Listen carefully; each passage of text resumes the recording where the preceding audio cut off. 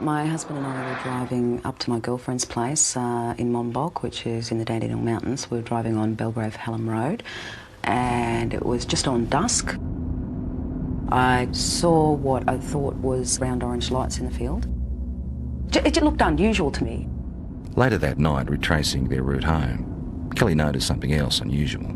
It's about a kilometre or so in front of us, about twice the height of the treetops. We could see this object, which at first I thought was a blimp. It had the shape of a blimp, but it was light. As we got closer to it, the light seemed to sort of separate, and it was actually these a row of round lights, and they were orange. It appeared like there was silhouettes standing in these round orange circles, like people, but you could only see the black outline.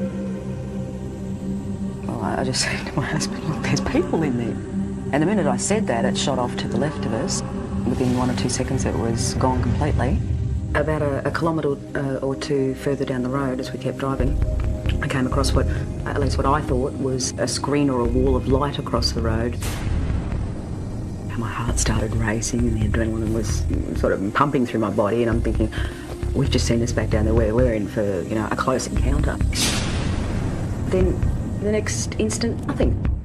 We seem to have actually covered a fair distance that I don't even remember covering. It might have been possibly close to a kilometre, but I don't remember actually travelling.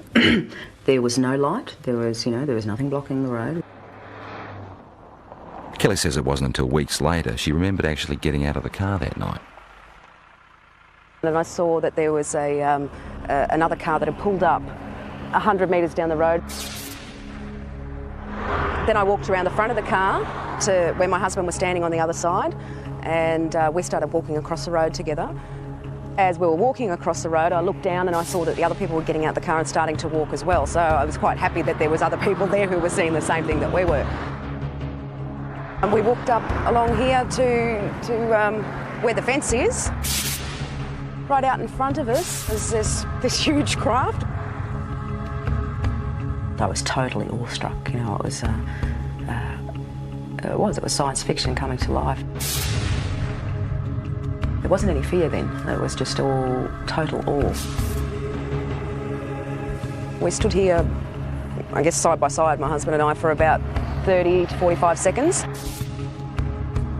Then this tall, dark being just appeared in front of the craft, and he was followed by about another 7 or 8 that appeared straight behind him.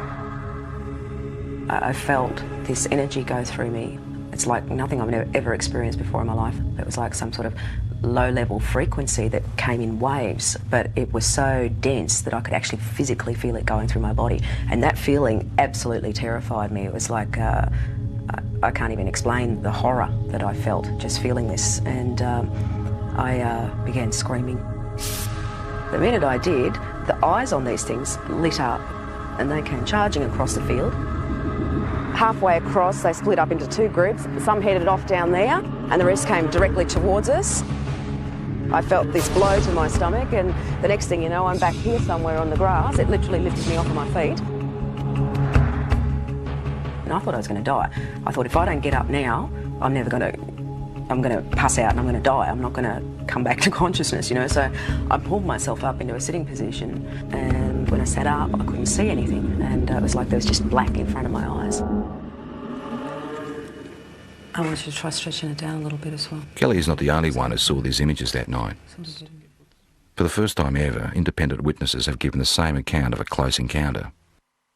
Even though Kelly has never met Jane, Glenda and Bill from the other car she saw, she has seen the sketches they drew for UFO researchers. They've drawn the same circles of light around the top of the craft with these blue lines coming down, ending in a semicircle on the ground. They've actually also drawn a tripod underneath, which was something I didn't see that night. It becomes very clear then that we were all looking at the same thing and that it wasn't your average saucer-shaped craft. And basically, the second party were able to draw sketches of the beings very similar to the ones that I had, and they're not your usual little grey things that are, media propaganda. I found a small red-coloured equilateral triangle underneath my navel, which I guess in reality provoked only a minor curiosity at the time. It was oddly geometric, and I did wonder, you know, how something like that could get on me that looked like a burn without me feeling it.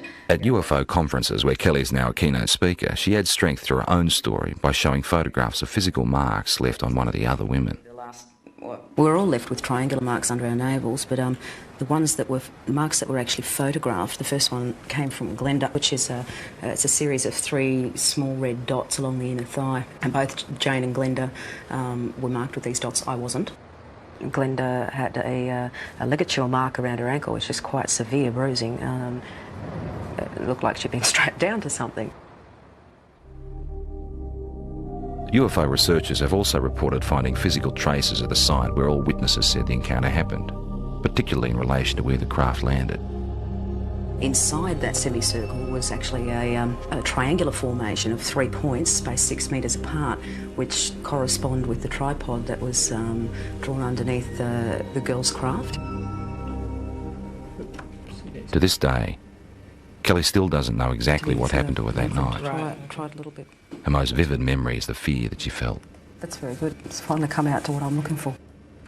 And I think a lot of people, you know, might have experienced the fear in a nightmare when you're being chased or something like that, and it's a terror that you feel that, you know, sometimes can wake you up or whatever, but it's absolutely horrifying when you're dreaming it. And that's exactly what I was feeling while I was totally awake. That sort of terror, actually having to feel it while you're conscious and physically awake and feel it as a reality is like a living nightmare, like a nightmare had come to life.